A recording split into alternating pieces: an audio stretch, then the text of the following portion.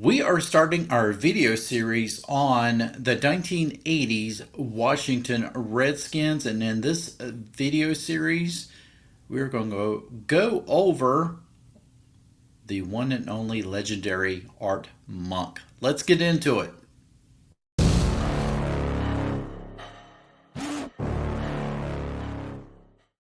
And folks, welcome back to another episode here of the Washington Football Maniacs. And this channel, of course, is dedicated to news and commentary for the Washington Commanders. If you are down with that, please make sure that you subscribe. And when you do, also hit that notification bell so you won't miss any other video releases. Hey, before we get into this episode of the Washington Football Maniacs, have you ever felt like you had to sacrifice your way of life because just making ends meet on the monthly basis is almost impossible? Just medical bills are mounting up, bills for your school is mounting up. Well, my partners here at Mint Mobile want to help you change that. Look, if your family is anything like mine, you have probably at one point or another have had to make some major sacrifices. Maybe you've had an unexpected medical bill pop up, or your car breaks down. Maybe you're just trying to have some money saved up for your child's education. Well, that is why I'm so intrigued by Mint Mobile, who this video is in partnership with. They offer premium wireless starting at $15 a month.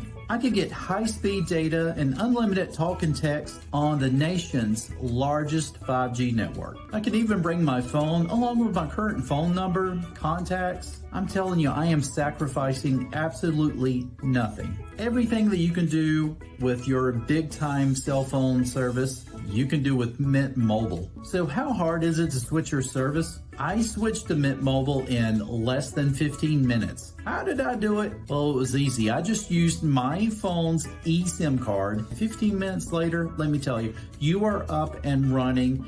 You're making phone calls, you're using data. But Greg, my phone is a little bit older. I don't have one of them eSIM doohickeys. A doohickey. Oh, okay. Well, you don't need an eSIM doohickey. If you don't have an eSIM doohickey, Mint Mobile will send you a physical SIM card for free. That's right, for free. So if you want to save a little money on your wireless without making any sacrifices, why don't you go to my link in the description below. It is trymintmobile.com/maniacs to get started on getting premium wireless service for as low as $15 a month. And this is when you sign up for a 3-month plan. And get this, new customers, if you sign up for a Mint Mobile plan before May 31st, you will get a 6-month subscription to Paramount Plus Essential on Mint Mobile. Visit Mint Mobile today. Link will be in the description below. Now back to the podcast. Now, the great thing about the 1980s Washington Redskins is that you had a lot of fantastic players, but you didn't necessarily have what we considered superstar players, right? I mean, you had, you had guys like Joe Jacoby, Neil Okowitz, you had Dexter Manley, Charles Mann, you had John Riggins.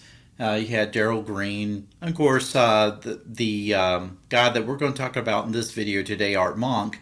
Now, a couple of these guys, of course, Darryl Green, Art Monk, John Riggins went on to be Hall of Fame players, and Joe Jacoby, of course, needs to be in the Hall of Fame. But nevertheless, people don't really talk about some of these guys, like whenever people are sitting around the bar, they're sitting around the campfire talking about the good old days of the NFL. And, it's like, you remember Barry Sanders, you remember, Jerry Rice or Roger Staubach and, guys like that. They talk about guys like that. You don't really hear much, and maybe I don't pay attention, but it seems like, just guys like Art Monk. For the longest time, there was an argument about, like, why should Art Monk even be in the Hall of Fame? It took forever, it seemed like, to get Art Monk into the Hall of Fame. And then when he finally got into the Hall of Fame, um, you know, of course, us Redskins fans, we felt like it was well deserved. It was definitely well deserved. But, there are a lot of folks who were like, I guess, but, he really, if you look at the numbers of other receivers who retired after him, his numbers really didn't look that great. Well, offenses kind of evolve after a while, and receivers are going to start getting better numbers. Well, certainly as the rules change and things like that, it certainly starts to favor quarterbacks, starts to favor wide receivers a lot more. Um, Receivers had to work for it a lot more, I think, back in those days. And so Art Monk, I think, definitely deserved the accolades of the Hall of Fame. I'm not saying that any receiver that got into the Hall of Fame after he didn't. I'm just saying that he was one of the best. And certainly, again, I'm saying this during the era of me coming around, starting to watch football in the early 80s up until now. Um, what I liked about Art Monk was the fact that he was one of those guys. He was not a flashy guy on the field. He didn't run his mouth. It wasn't about me, me, me. You know, he didn't have this flashy attitude. He just went out there and he played football.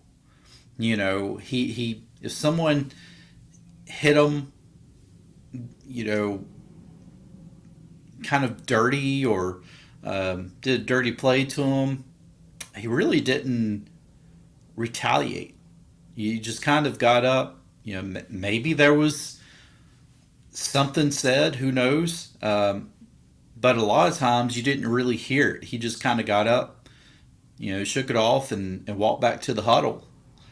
Um, Art Monk, I always said that, I would have a team full of Art Monks, um, because he just, to me, he was exactly like how you would want your players to play. Prove it on the field, don't talk about it. And he, to me, was one of the best ever to play. So Art Monk, we're just taking a look real quickly at his numbers. Of course, he was a big guy, 6'3", 210 pounds. Um, hey, isn't that around the same height and weight as our quarterback? And we're talking about our quarterback being too skinny. uh, anyway, he went to Syracuse between 76 and 79. He was a first round draft pick, picked at 18. Um, it's hard to believe, he played for the Redskins for most of his career, for 13 years, and then he went to the New York Jets and then to the Philadelphia Eagles. That one really hurt. Seeing him in the Philadelphia Eagles jersey just really hurt. But alas, he went to the Eagles. Only played one season in New York and Philadelphia before he finally called it quits. Three-time Super Bowl champion. Really didn't get a chance to play much in those Super Bowls. He was hurt. Um, Really, it seemed like I don't remember seeing him. Well, he didn't play much, I know, in Super Bowl 22. He came in, and I remember he caught one pass from Doug Williams, and that was it. You didn't see him the rest of the time. And that was really the Ricky Sanders Super Bowl, it seemed like. He just really went off in that Super Bowl. It was Gary Clark, Ricky Sanders, but Art Monk, he had been injured um, off and on throughout that season, so he really didn't get a chance to play much in that Super Bowl. He had a outstanding Super Bowl 26. I remember that. Excuse me, that second drive in Super Bowl 26. It was an Art Monk drive, and of course, what I hated was we all thought he scored that touchdown, and his heel touched the out of bounds line in the back of the end zone, so they reversed the call, and then we wound up muffing the field goal attempt. Oh man, it was just horrible. But yeah, it seemed like Art Monk. It was a fantastic career. It just he never really had a chance to do a lot of shining when he got in on the big stage. But and that's not saying that he wasn't a big time player in the Super Bowl. I'm just saying unfortunate incidents where a lot of times he was hurt or he was trying to come back from a major injury or what it was. Um, he did play very well in his last Super Bowl appearance. But first team All Pro in 1984, second team All Pro in 1985, three-time Pro Bowler 84 through 86, NFL reception leader in 84, NFL 1980s All Decade Team, PFWA All Rookie Team in 1980. He was the Washington Redskins 90s greatest. I don't know why they put Commanders there. Washington Redskins Ring of Fame. First team All American in 1979 for Syracuse. His career numbers when he was at Syracuse, over 1,600 career reception yards, 9 touchdowns. And his overall career receptions overall, this was from 1980 to 1995. This was including his years in New York and Philadelphia. 12,721 yards, total yards. His average yards per catch was 13.5. His longest receiving was 79 yards. It was in 1981. His total touchdowns receiving 68. 68 touchdowns in his career. Postseason numbers. He had postseasons in 83, 84, 86, 87, 90, 91, 92. Let's see, 1,062 yards total, 69 catches. Let's see, 7 touchdowns total in the postseason. So yeah, he didn't play in the postseason in their first Super Bowl season with the Washington Redskins. So yeah, I mean, outstanding player for the Washington Redskins.